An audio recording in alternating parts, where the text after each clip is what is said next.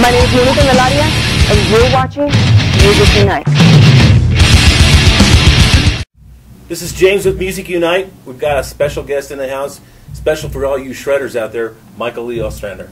How's it going, bud? Pretty good. How you doing, man? Excellent, excellent. We're here talking about this CD right here, Seminole Shred from Albuquerque, New Mexico. This guy can match licks with anybody around the world. You want to tell us how you got that to that place in your life? Practicing a lot in my 20s. All I did was pretty much go to work, come home and play guitar for 4 to 8 hours a day, all the time. Built it up, built it up. Yeah, just kept working on it and listening to people, you know, and trying to not imitate anybody. I never learned a lot of stuff from other guitar players. That gives me my own style, I think. I just listen to stuff and then kind of do my own thing. I noticed that this is not your typical shred CD. It gives you a variety of styles and music that you wouldn't expect to see on a guitar shredder like Michael Lee Ostrander. Where did you get that diversity from? The techno stuff I started listening to industrial metal bands like KMFDM, Ministry. There's a German band called Die Krupps. Right. It was real good. Lords of Acid. I just like the techno sound. I like the beat of that kind of stuff, so I wanted to mix that with the shred instead of just doing the same old thing that all the other shredders do. I didn't want to sound like anybody else either. And then there's some bluesy songs on there too.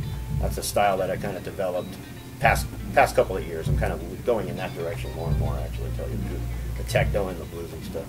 I know we were talking before about some Arabic scales that Marty Friedman used to use, and he's one of your influences. Oh yeah, Marty and we Friedman's see that prevalent in this CD. And how did you figure out how to do that? I'm pretty much self-taught for the most part. I only took lessons for a year. I used to, like the other guy that just got interviewed, I played the trumpet in school. And I also started playing guitar when I was 13, like he did. And I bagged on the trumpet as soon as I heard Kiss. That was my first influence. Then Zeppelin, Aerosmith. Then I heard Judas Priest, and that was it. I've been a metalhead ever since. Sold, huh? Yeah, Priest. And then I got into guys like Yngwie Malmsteen, probably my biggest influence. He's the best in the world, in my opinion. Steve Vai, Joe Satriani, those kind of guys. Marty Friedman, big influence on me. I just like the Arabic scales. I just like that sound. I'm just drawn to it for some reason. And I learned all my modes and scales. I think that's real important to know that stuff. I'm not a music theory expert, but I know my modes and scales real well, and I tend to lean towards those. It's called the Phrygian dominant mode.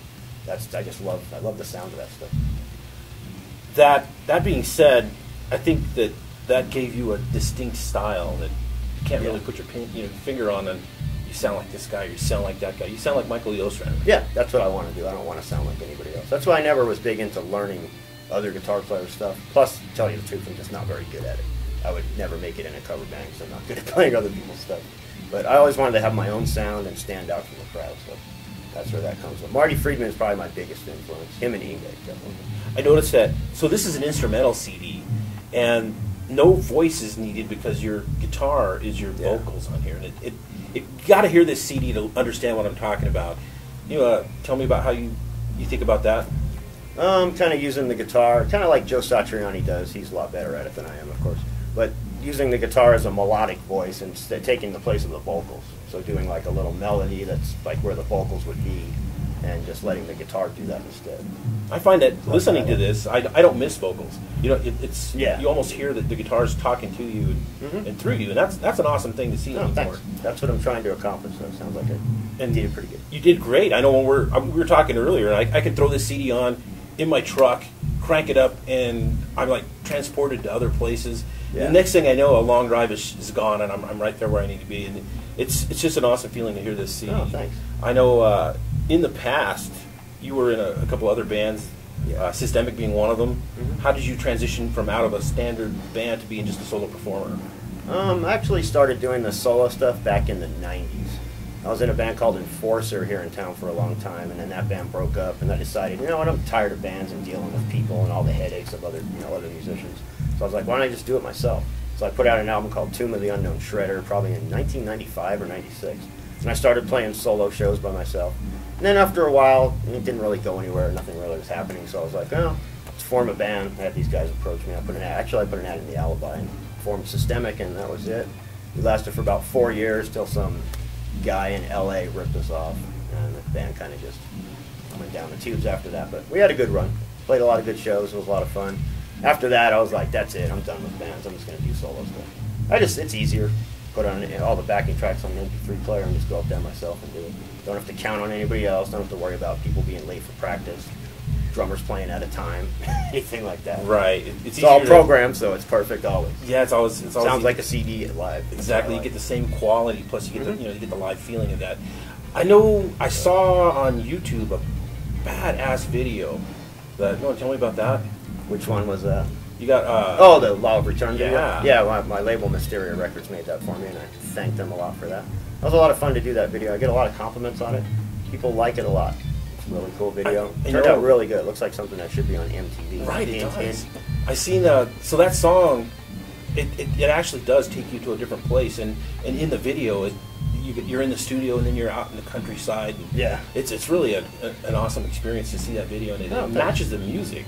Yeah, and it's awesome. No, thank you. Yeah, it was a lot of fun to do. It was a cool video. I know you've got some endorsements. Would you like to talk about that? I'm endorsed by Ibanez Guitars, just a cost endorsement, so I can buy guitars for cost if I want to, and they have me on the website and stuff, so that's really cool. DiMarzio pickups, I get free pickups, which is great. Kind of settled on the ones I like, so I don't know what I'm going to do with my 6 free pickups for this year. Nice. I have the ones in my guitar that I dig.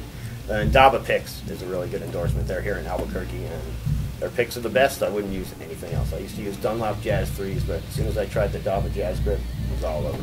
It's a much better pick. Great. That's good to hear. Local, keeping it local. Yeah, Dave's a great guy, and I thank him a lot. So, if you could design your own guitar, what would you incorporate into that? I'd probably make it just like my Blue Ibanez that I play. It's my main guitar. I don't like whammy bars, so it'd be a stop tail bridge on it, or just a regular. I have a Wilkinson bridge on mine. And I don't like the locking nut stuff. I always used to take that off guitars that had it. So it would just be like a Strat style guitar, probably with a quilted maple top. I like transparent blue, so it would definitely be blue. A real fast neck. It would definitely be an Ibanez. I would just have Ibanez make me a custom guitar. That's cool. The brand that I like. The brand I'll always play. I'll never play another brand. So I know there's always an army of kids trying to become the next shredder. What kind of advice would you give to these up-and-coming guitarists? Go to college. No, I'm just joking. Don't quit your day job. I don't know, just practice a lot and develop your own style. Don't learn too much other stuff, because then you just sound like another guy, and that's not really cool. You want to develop your own style and sound like yourself.